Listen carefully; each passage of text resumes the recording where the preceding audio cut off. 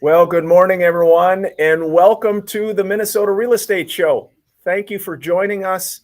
It is Saturday, June 22nd, and we're live down at WCCO every Saturday morning for the Minnesota Real Estate Show, hosted by Mike Overson, Luminate Home Loans, Scott Walmering, and myself, Ryan O'Neill of the Minnesota Real Estate Team and RE/MAX Advantage Plus. In studio today, Adam Hartung. Hello. Midwest Money Management. Scott, Adam, good morning to you guys. Yeah, good to be here. Yeah, great to be here. Appreciate everybody tuning in. Like Ryan said, we're going to get live here in probably about 25, 30 seconds. We're going to talk everything about real estate and mortgage and what's going on in the Twin Cities. So hopefully you stay with us for the whole hour. Yeah, appreciate you joining us. Excited to go live on air. And again, at any point, feel free to interrupt us. 612-294-6949. Hope your Saturday's going well.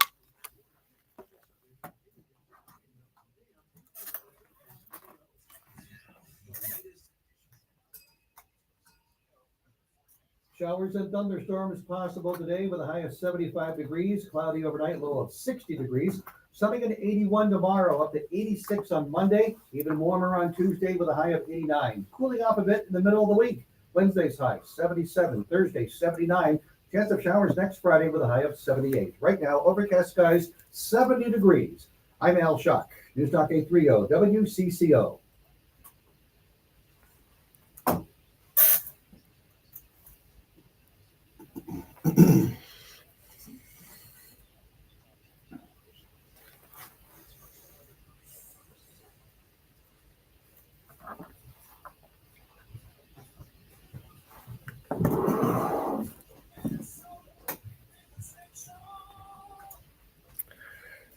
Well, good morning, everyone. Welcome to the Minnesota Real Estate Show. Thank you for tuning in, and thanks for being here. Saturday, June the 22nd, and we are live here at News Talk 830 WCCO every Saturday morning, again, for the Minnesota Real Estate Show, hosted by Mr. Mike Overson of Luminate Home Loans, Scott Walmering, and myself, Ryan O'Neill of the Minnesota Real Estate Team and RE/MAX Advantage Plus. Appreciate you joining us. We're a live show. We welcome your questions, comments, thoughts. 612-294-6949. How you can reach us by phone or text, 612-294-6949. Scott, good morning to you there, bud. Yeah, good to be here. Appreciate everybody tuning in. Like Ryan says, this is Minnesota Real Estate Show. We're here every Saturday from 10 o'clock to 11 o'clock, talking everything real estate related. Love your input. Love your comments. Like Ryan said, this is a live show. You can find us on Facebook or any social media platform, or obviously on WCCO on the radio. We'd love to have you join in. 612-294-6949 with any of your questions or comments. Yeah, each week in the first segment of the show, we like to dive in to do a real estate update and a mortgage update. And so we're gonna dive right in from a real estate stats. New listings are up slightly. 3.2% more homes came on the market this past week. There were 1,666 new properties that came on the market. Pending sales down 7% year over year, 1,068 pending sales. And then the overall inventory is up almost 13%. So we're up to 8,613 homes. And interestingly enough, if you look at the median sales price, guys, the median sales price here in the Twin Cities is up 4% year over year, $385,000. Limited inventory, Scott. It's growing a little bit. There's been, again, the first part of the year was quite a bit busier than last year. The last maybe 45 days, it's taken a little bit of a breath, whether that's summer, whether that's graduation parties. We'll talk interest rates too, but your thoughts? Yeah, my thoughts are, I mean, it's pretty consistent of what we've been seeing. You know, we had a like Ryan said, a run at the beginning of the year. You know, the last, I think, 3-4 weeks when we've been on air, pendings have been down 5%. Pendings have been down 12%. Pendings have been down 8%. And so it's nothing that's earth shattering. You know, it's still active. You got to remember that these numbers are based on a year last year where we were down 25, almost 30%, depending on who you believe. And now this year we're up about 12%. So we're still down. So, you know, we have limited inventory. If you're aggressive in your list price, everybody that's out there that's active right now that has gone through a price reduction, you will feel that. If you are priced correctly, you will still explode. So it's still a very, very good market. It's just really, really cautious with your agent to pick that. I always call it aggressive but not stupid number, meaning that you're aggressive enough because it's a seller's market, but you're not outpricing yourself, which is eventually going to get you less. Yeah, interest rate wise, again, Mike Overson, his great team at Luminate Home Loans. Interest rate wise, we're still kind of in that same range, the low sevens area where we've been at for a while. Excited today. We've got our friend Adam Hartung on after the first break. We're going to be talking, bringing Adam into the discussion to talk a little bit about just kind of the current state of the economic world, interest rates, pricing, how that's related to real estate overall. But Scott, again, as you said, inventory is growing. That's a little bit encouraging. I'm seeing still a lot of buyer need emails, but maybe not quite as many. Yeah, I mean, I think that we're all in the same boat. None of us have seen this pattern before. So, we've never gone 3 years with, such minimum inventory, rates around 3%, 4%, 2.7%. Everybody's loving life. Everything's moving along. And then in a 90-day period, rates go from 2.7% to 7%. I mean, from 2.9% to 7%. And there you go, a year and a half later, we're kind of still there. People are, same amount of people. Every time you list a house, you got a ton looking at it. But your showing activity is way down because people, A, don't like what their money's buying, and they, B, don't like what their payment is on what they have to buy for what they don't like that their money's buying. Yeah, I had a question about closing costs. Are you seeing the general range for a buyer to be about 3% for closing costs? That is kind of the norm. And closing costs, obviously, what that entails is lender fees, title fees, real estate fees to close the transaction itself. You can always ask the seller to pay some of those for you. But yes, who always pays the closing costs? Yeah, the buyer always pays. So either the buyer, you are paying that as cash out of your pocket at closing, or you're bumping up the price and you're paying a higher price for the home. And again, lenders allow that. 3%, though, is a pretty standard number, Scott, that we see. Yeah, and it's probably the most misunderstood thing in real estate. I would say 25 or 30% of sellers I sit down with right before we're about to do the listing will say, "Oh, and I'm not paying buyer closing costs." It's something that their parents have told them not to do. It's something that nobody understands. But like Ryan said, as a buyer, you are always paying the closing costs. So it doesn't matter how it's structured in. So easy math. Home price is $300,000. You want to give them a full price offer. You need your closing costs paid. So you give them $310,000. Closing costs are $10,000. You gave the seller a full price offer of $300,000. So who's paying the closing costs? Is the seller paying it? Well, it says seller pays closing costs, but instead of giving them $300,000, you gave them $310,000, which gave them their number, which is how the closing costs work. Yeah, we're up against the first break here at the Minnesota Real Estate Show. Before we do break, I did want to touch on a listing. Fong Kao with the Minnesota Real Estate Team and RE/MAX Advantage Plus. He's got one in South St. Paul, 908 16th Avenue North. It's listed for $315,000. It is a spacious 4-bedroom property. Scott, he said there's a remodeled kitchen, an added extension in back. Again, very spacious walkout basement, and he's doing an open house today, the 22nd, from noon to 2. Be sure to check that one out. 908 16th Avenue North in South St. Paul. This is the Minnesota Real Estate Show. Thanks for joining us on social media. Hello to friends. Good morning, Bill Ebert. Jen, good morning to you and your family as well. We appreciate you all joining us. Adam, good to see you, buddy. Yeah, good to see you too. I love the shirt. Thank you. You guys are matching. Yeah, that's right. It's funny. Did you plan it? I had not looked outside when I picked this outfit. Maybe I would have been more dreary. Yeah, that's right. I decided I'm going with my summer clothes. Ryan just had a listing with Fong Kao. Yeah. Fong is a great guy, and super agent. But I've got a funny Fong Kao story. So Ryan does the first time home buyer and investment property seminars. Yeah. Well, 100 years ago, probably 20 something years ago, for whatever reason, I had to do the seminars. I don't even know if you remember why it was. But for whatever reason, I had to do the seminar. Scott had to do the seminar. One of the seminars, and Fong was there, and I didn't know him really at this point. And so when I got done doing the seminar, he came up and he said, "You talk too much. You don't."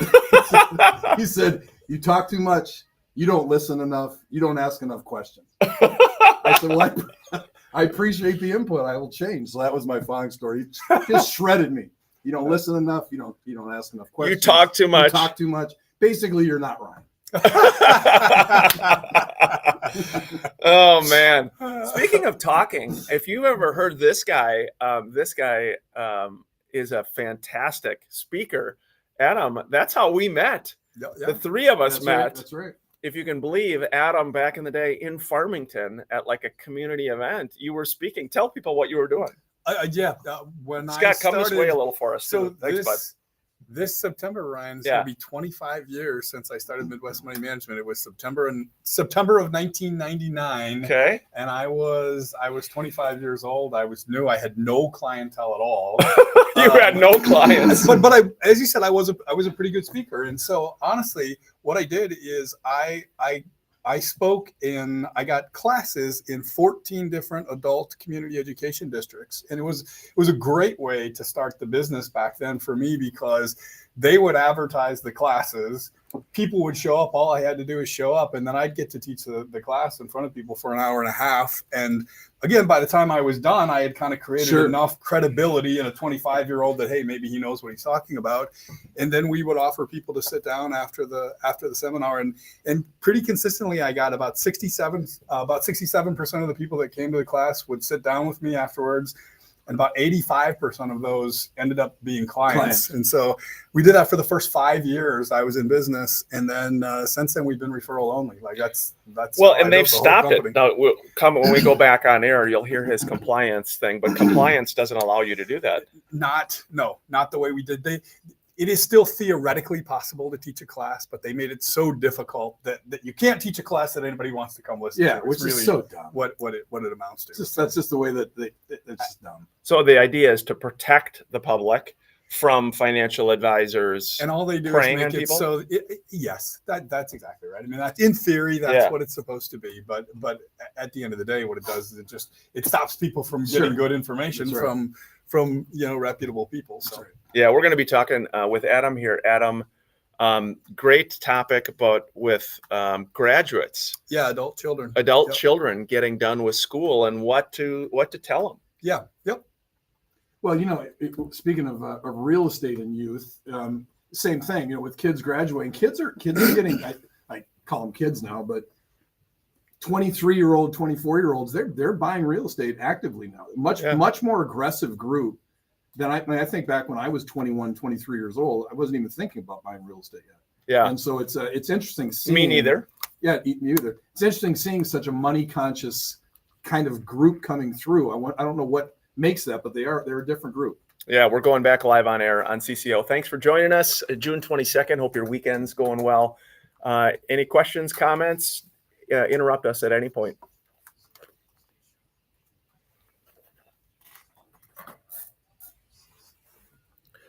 Welcome back to the Minnesota Real Estate Show. Appreciate you joining us every Saturday, 10 a.m. to 11 a.m.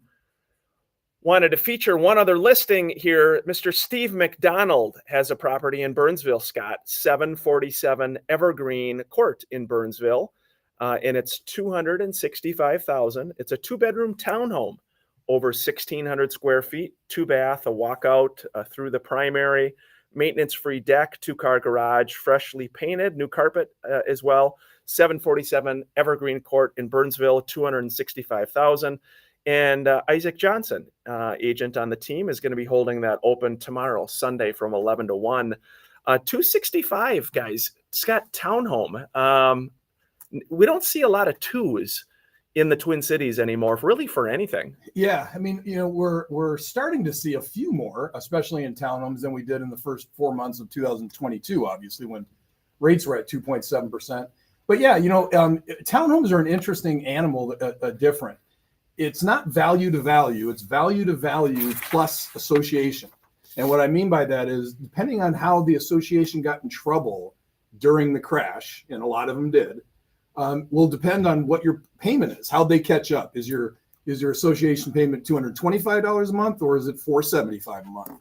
Because if you have the same unit, the same townhome, exactly the same builder, 5 blocks away, different developments, and one has an association of 400 and one has an association of 250, you're going to pay a heck of a lot less for the one that has an association of 400. Scott, when you own a townhouse like that, once you own it, is there any limit as to what the association could end up assessing you? Or I mean, like, what do you do if your association fees go up so much that you literally kind of get priced out of the house? Sell your house. I mean, is that Join the really board? only option? Yeah. I mean, I think back to the 2008 time frame where you had 25-30% of your association that walked away from their house. Well, that's 25 to 30% of your association that, again, we're not in today's time where they can foreclose in 6 months. It might take 2 years. So you were not paying your association payment for 2 years. You were living free in the place. Now you're not paying your association. It's being sold. So anyways, if there's 25 or 30% of your association doing that, obviously all those payments need to be caught up. I mean, you still have to be able to pay for roofs. You still have to be able to pay for the outside. And so, yeah, you get together and say, hey, guys, our association is going from 150 to 600. And you go, oh, my God, I can't afford that. Well, Yeah, it's the importance of a good board as well for the association. You can get active with your board if you want to, because, again, they make the decisions for the HOA and, budgeting, discussions about where to spend money, not spend money. And again, we talked a little bit a couple of weeks ago. It can be very heated with that, but it's an important point, Scott, to think about when you own that kind of property, because that really can affect affordability. And it's important for your agent to look at comparable, for example, the townhome I just described. Look at the other 3 or 4 communities. How do your townhome fees compare to them? That's right. That's an important thing, because when you resell that, that's what a buyer's going to do. Well, they're going to look at it. Yeah, and not only does it affect affordability while you're living there, but it affects the value that you can sell it for. Because if I'm selling it because my homeowners association fees just went up to $600 a month, nobody's going to buy it for the same price that they would buy one that's $200 a month. Yeah, I mean, think about it. So for every $10,000 you spend, you're going to have a $70 monthly payment. Okay, that's so if you have 2 townhomes and one's 300 and the other's 300, and they're the same townhome, and one has an association of 450 and another one has an association of 150, that's a $35,000 loss of value for the one that has a 450, because the payment, if you're buying the same one, you want your payment to be the same. Yeah, I want to invite on formally Mr. Adam Hartung. Adam is a certified financial planner professional and an accredited investment fiduciary. He's the president and founder of Midwest Money Management, located at 17316 Kenyon Avenue in Lakeville, Minnesota. Securities offered through JW Cole Financial, Inc., member FINRA and SIPC. Advisory services offered through JW Cole Advisors, Inc. Midwest Money Management and JW Cole Financial and JW Cole Advisors are unaffiliated entities. Adam, love having you on for many reasons. Your financial knowledge. We were talking about graduation parties. It's graduation season. It is. You got some good stuff for the listeners. Well, it got me thinking. I was before I come on the radio, we have an advisor team meeting once a week, and so usually I'll ask, hey, anybody got any ideas on topics that we should talk about on the radio this time? And Connor and our team had suggested, we were just talking with one of our estate planning attorneys, and she's got a packet that she sends out and gave to us as well to share with clients about things to think about when you've got newly adult children. And parents are so used to just being able to take care of everything for their kids. They don't realize that when your kid turns 18, a lot of things change. Legally, you don't have the rights to do some of the stuff that you did before, but you can. There are things that you can do to affect that. So a couple of things to look at is, and I would say maybe the most important thing that parents should have on their adult kids, especially if they're going off to college someplace, is a medical directive, a healthcare directive.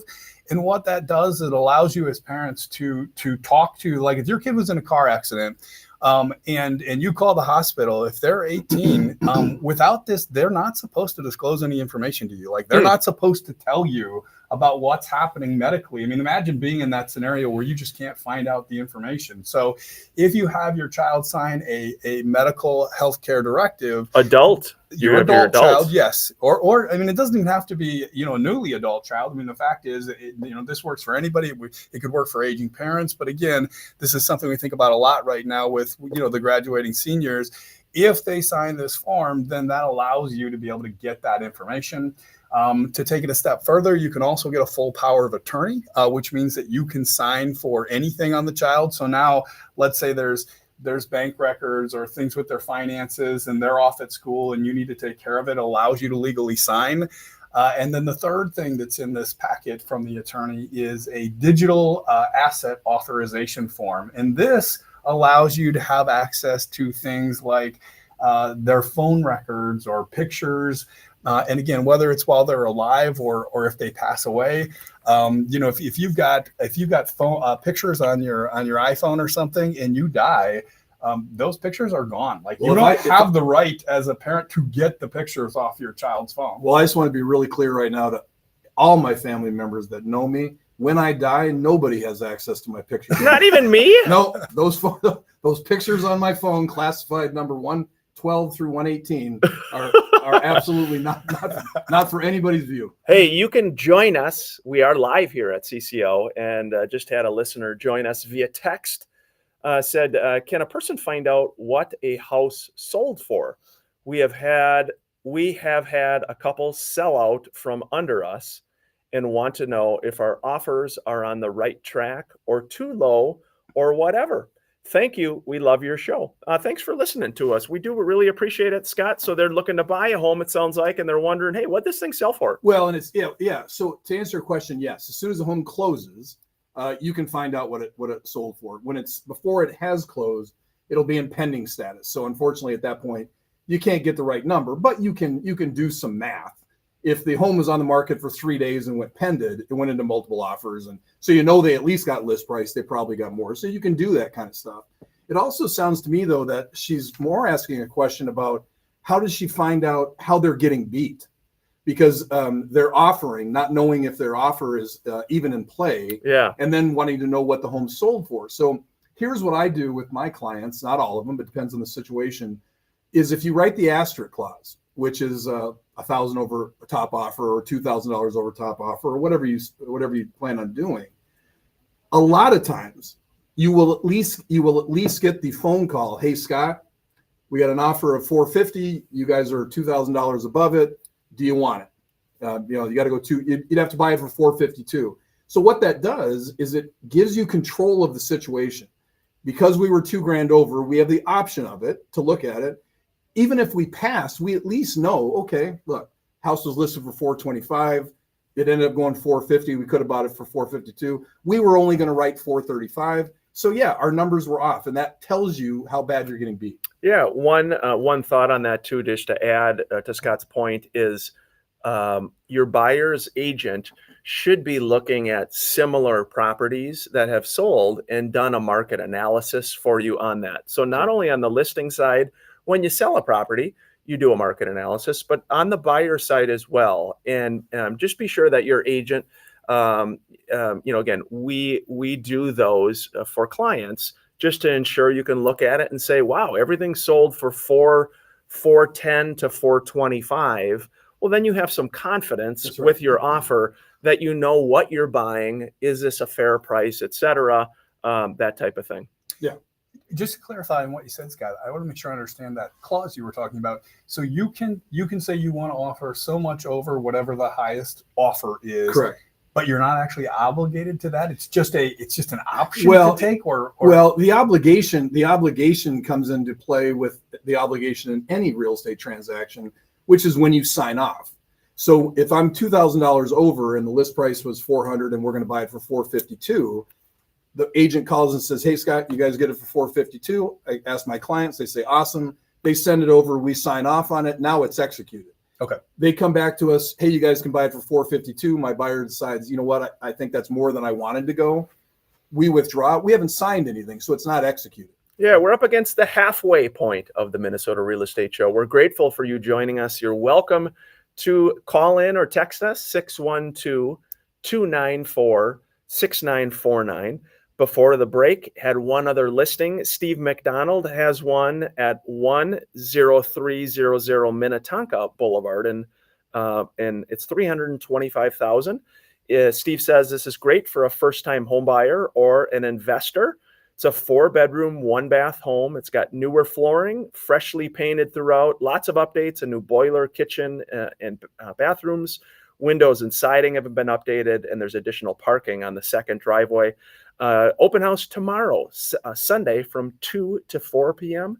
Sunday from 2 to 4. Check that out, 10300 Minnetonka Boulevard for $325,000.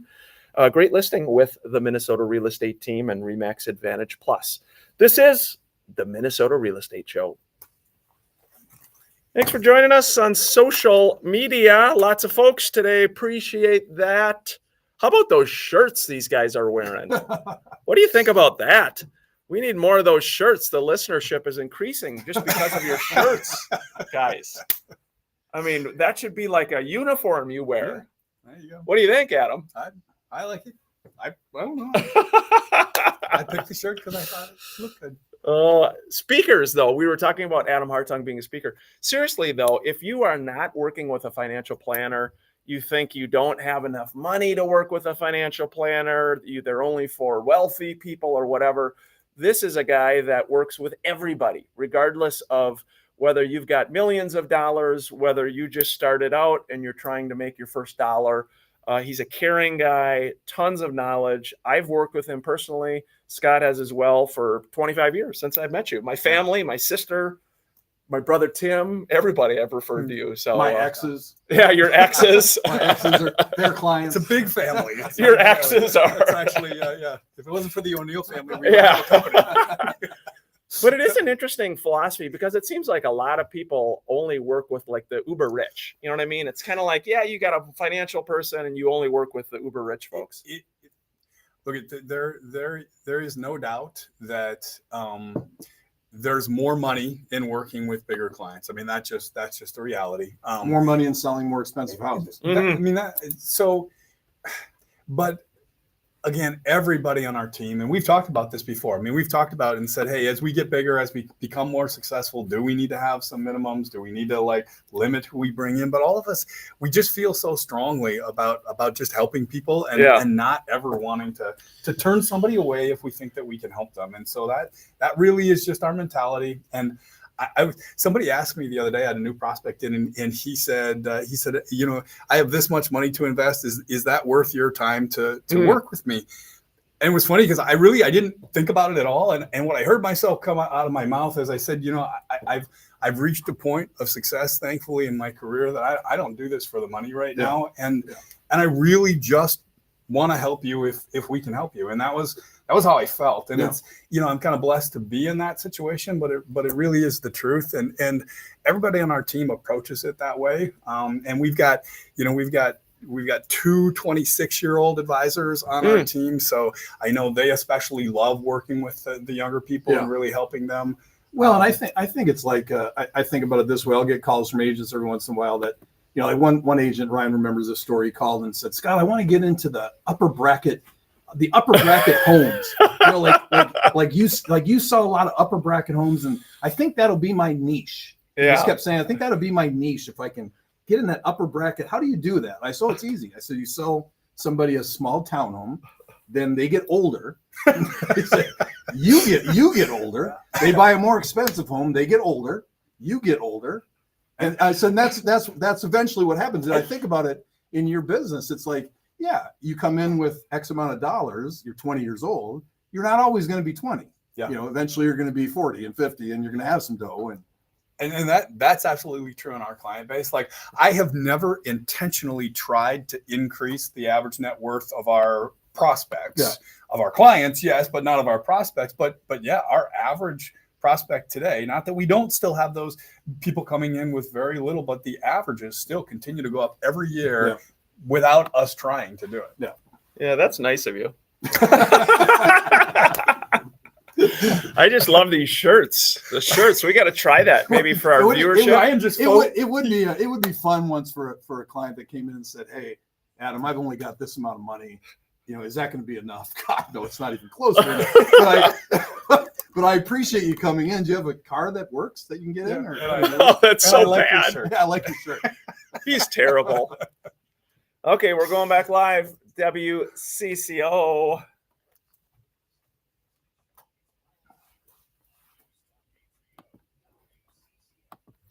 Hey, welcome back to the Minnesota Real Estate Show. Hope your June 22nd's going well.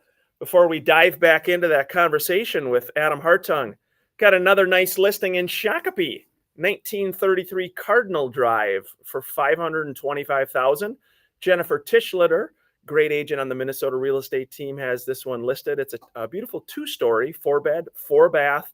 There's fresh paint throughout, new carpet, luxury vinyl tile. It's got a home office with the gorgeous built-ins and room for 2.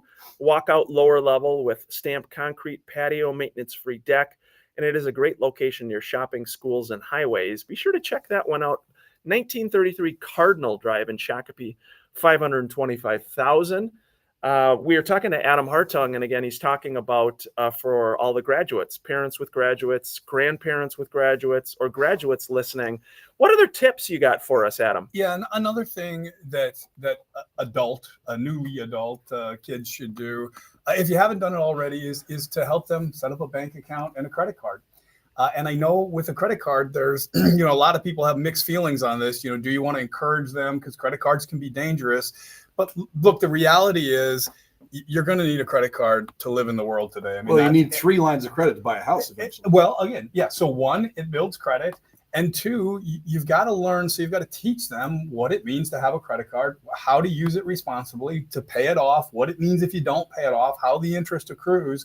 And sometimes people say, well, how can we just have a bank card instead of a credit card? But if you haven't realized this, it is actually much riskier to use a bank card, especially if you're doing any online transactions, than it is a credit card. And the reason for that is if your bank card information gets stolen and somebody uses it to withdraw money or buy something out of your account, that money is gone. That's right. You can report it to the bank and they'll close down your account and open up a new one, but they don't give you the money back. If somebody steals your credit card information through a security breach in an online system, if you call the credit card company and say, hey, this is a fraudulent purchase, it's not me, not only will they close the card and send you a new one, but they will remove those payments. And so a lot of people haven't thought through and realized that it is much safer to use a credit card than it is to use a bank card, especially for online transactions. It's one of the reasons why you really have to have a credit card, and then for building credit for things like being able to purchase a house someday.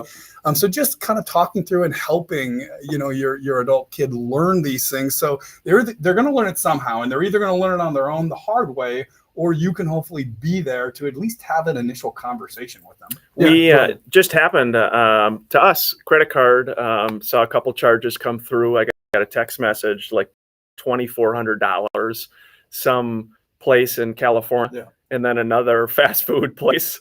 And it was interesting. They called right away, or they texted. I called in and said, nope, that wasn't us. So it was like $2,500 in fraudulent charges. They closed the card. Yep. Immediately. Do you want a new card, Mr. O'Neill? Was this you? No, it was not me. And they refunded the money. Yeah. And that's so same thing. If you had been using a debit card, like we don't know how somebody got your credit card number, but presumably it was through some type of an online hack in some type of, someplace where you had done a transaction. Had it been a bank card and they had taken $2,500 out of your bank, that money's gone. You won't get that back. Speaking of hackers, I was talking to my mom this week. A friend of ours from New Prague got her Facebook hacked. Yeah. And I told her, and this is a good rule of thumb, if you see anything on, again, nothing against cryptocurrency. I have, people that are legitimately into, but if you see our friend from New Prague suddenly had like 15 posts about cryptocurrency and about how I have my new certificate for selling cryptocurrency, and that's always a red flag. You've been hacked, or they are a hacker trying to sell you something on social media. Adam, what is up with that? With crypto, people trying to sell you crypto? Did I stump you? Well, I was thinking the opposite, because we've had a couple of clients recently fall victim to scammers, not hackers in this case, but scammers. And the scam was they convinced them that they were from this happened to two different clients, convinced them that they were from their bank, like called and said, hey, we're the security division of your bank, and we need to transfer your funds to a secure location while we're trying to investigate this. And they had them transfer funds to a Bitcoin wallet. And people do it. And unfortunately, I mean, we To a did have- Bitcoin wallet. Yes. And again, the reason they do that is because now once you've done that, it's untraceable. Yeah. Well, and that's the thing. If you are being forced to buy Bitcoin for any kind of purchase, at least know this: what you're doing is not on the up and up somewhere. You know, I mean, that's the bottom line. It's being purchased because it can't be shown to be purchased this way. There's something that's not right with it. I get them all the time as well. Yeah, it is. I don't know. Sorry, I don't mean to go on a tangent, but it is unfortunate in our world that type of thing happens. But again, Adam Hartung, Midwest Money Management. Again, best way for people to reach you, to connect with you, regardless of where they are financially. Absolutely. They can certainly find us online at mnrealestateshow.com or at midwestmoneymanagement.com. And they can also call our office directly if they want to talk to somebody or schedule a time to meet with our team. The phone number is 651-204-3000. Again, that's 651-204-3000. We refer to, again, if somebody just wants to call and have a phone call, they can call, they can talk with me directly. That's fine. The initial meeting we refer to as a compatibility consultation. And that's, I talked about that we don't have account minimums, but I do want to make sure that we're working with people that I think are going to appreciate what we do, that we generally get along with, that kind of their philosophy and what they're looking for matches up with how our company operates. Scott's had a lot of compatibility consultations. That's what that meeting is designed to be about. Yeah. No response. Oh, I was thinking of a few, which works well on radio. Radio's silent. Hey, I did want to give a shout out. My dear niece, Maddie Schmitz. Maddie, tonight in Union Hill. Union Hill is right outside of New Prague. There's a cool event going on. It's called the Hometown Bats Home Run Derby for baseball fans. And what it is, it's an event to help raise money for Maddie and Sean Schmidt's son, Chandler Schmitz, who has a congenital heart defect. There's local DRS hitters, local baseball hitters, who will be swinging for the fences to help raise money for Chandler. It starts at 6:00 tonight. It's a friendly event, concessions, food for sale, games to win. Come on out to the Hill, Union Hill tonight.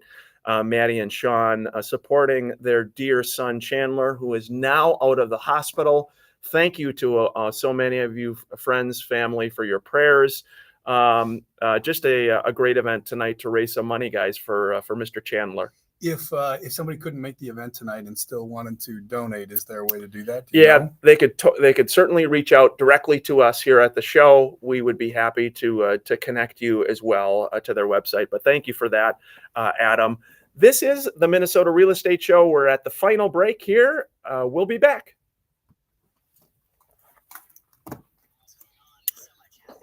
Thanks, everybody. Last segment. And what do you think, guys? What should we end with? I'm going to stump you. Well, I mean, I think we could talk about, maybe we could talk about what we think that the year is going to. Well, I don't know. I don't know how the year is going to end up. I've got my thoughts, but it's a big election. Know what your thoughts are? It's because the election's pushing into it. Yeah. I've got some ways I think it's going to go. I've been totally wrong by now because if I was right, rates would be in the 5s right now, but they're not. So we'll we can talk a little bit about that. Yeah. So we have talked a little bit in other shows just about with the presidential election. Obviously, everybody's talking about it. It's going to have impacts. Adam, from your business, with these higher rates, what do you think? I mean, do you think we'll see interest rates fall, mortgage interest rates for people? Just your crystal ball? Ever or by the end of the year? Yeah, by the end of the year. By the election. Ever. I don't know. I'm still torn. I mean, I was even back earlier in the year when everybody was more convinced that rates were for sure going to be lower by the end of the year. I am still torn. And I will say this, when it comes to long-term rates like mortgage interest rates, unless the Fed goes back to actually buying bonds, they do not control the market. Right. So what people don't understand is that the Fed controls short-term interest rates directly. Like the Fed funds rate, they set it. Yeah. Long-term interest rates are a reaction to what the Fed does, but it's still market forces. Now, for a while, they were directly controlling long-term rates. Yeah, back in the day, Fannie and Freddie And- stepped and in they and were- said, we're doing this. Yes. And why were they doing that? Why were they controlling it? Yeah. Because they felt like they had It was, to. like a thought- national emergency. Yes, exactly. They viewed it as a national emergency, that if they didn't do it, the whole world would fall apart. Again, I'm not saying they couldn't decide to do that again, but man, that we're would not be the same. We're not in the same. we're not in the situation. same situation. That would be an awfully aggressive move Yeah. for them. And Yeah. so long-term rates, even if they roll over short-term rates, that doesn't mean that long-term rates will necessarily come down. The only reason I thought it was that it was going to happen is we can say they don't have control of it. We also know how the political arena works, and I just did not think that the incumbent president could, Joe Biden. I just didn't think he could get reelected in a campaign where everybody coming out of college can't buy a house. I mean, your first job does not allow you to do it. Where we've got inventory that's been so low with interest rates at the highest that they've been. I didn't see an avenue where it would be politically good enough. So I thought that artificially we might see rates at 5.5 or something just to kind of spur that hey, I feel good about being me vibe, which right now people don't. And I'm not saying that couldn't happen. What I'm saying is it's not as easy as people think. They don't have that much control. So they've got to figure out a way to manipulate it. And again, they have done all kinds of things that I didn't think were possible. Yeah. Well, but so I'm not saying it's not possible. I mean, I think some people think there's some political connection for these people that work on the Fed that we say it's not supposed to be political. But is there some political, hey, one party or the other says, hey, we need you to do this here a little bit. I mean, we're human, and people know each other. I mean, I don't know. What do you think? I think there is. I think the Fed is more political than people realize. But I still go back to the Fed only theoretically controls short-term rates directly. They don't control mortgage rates directly unless they do something extraordinarily unusual. All right, we're going back live on air. Final segment. Thanks for tuning in. We appreciate it, everybody. Hope the weekend's going well.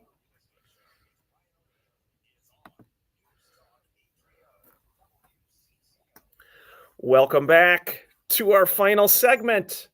Did want to touch on Miss Linda Hip, Scott. She's got one in Chanhassen, 1321 Lake Drive West, number 318. It is for $249,900, and it is a 3-bed, 2-bath condo. It's in the Power Ridge condominiums, and Linda says it's a spacious unit, has an open design, freshly painted throughout, newer carpet, beautiful kitchen, stainless steel appliances, granite countertops. The living room has cathedral ceilings, a gas fireplace, access to the balcony. And the primary bedroom suite includes also a 3/4 bath and a walk-in closet, heated underground parking. Scott, the building has a lot of amenities, a workout room, same floor as the unit, a party room with a kitchenette, plus a large deck, gas grills, and there's a nearby clubhouse that includes a conference room, library, indoor pool, hot tub, and splash pool. Check that one out. That one is in Chanhassen, 1321 Lake Drive West, number 318, listed with Linda Hip. And our last one, Scott, Mr. Mike Hilber. Mike's got one in Lindstrom, 31468 Maria Avenue for $675,000. Mike is holding an open house tomorrow, Sunday, 12 to 2.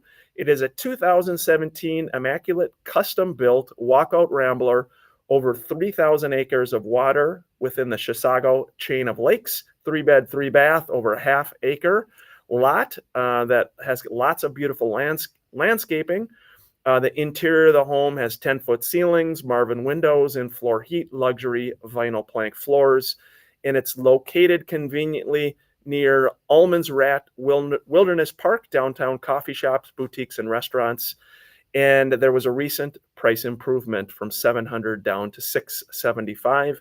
Check that out, 31468 Maria Avenue in Lindstrom. Very nice. I'd like to welcome Jennifer Rupert Ritzman to listening on air, and also Ryan's mother, Kathleen. She tunes in every week to listen to me. It's cool that Ryan's here too. And, so we love having her tune in. Hey, before I forget, I did have one last one. Miss Laura Antolek's got a great one. She's got open houses, 20525 Cal Meadow Court. And she's doing open houses today and tomorrow, That's in 11 to Lakeville. 1. Yeah, That's it's in in Lakeville, 20525 Cal Meadow Court. Open houses today, 11 to 1, listed with the Minnesota real estate team and Remax Advantage Plus. Laura was the agent of the year She was agent of the year for our entire team last year. Nice work, Miss Laura. I was agent of the week for Wednesday, June 12th from noon to 3. Adam, That was I my like time that, slot. Yeah, Scott, you get our vote good. from Adam and I. Yep. We are encouraging, we are supportive, and we do appreciate folks you listening to the Minnesota Real Estate Show every Saturday. We're live here. Welcome your questions, comments, thoughts.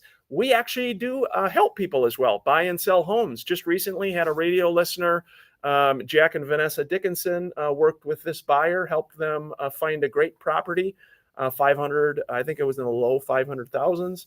So whether you're a buyer, seller, investor, wherever you're listening to the show, we would be honored to work with you. There is no hard sales pitch, very low pressure. It's all about building a relationship and helping you and your family however we can.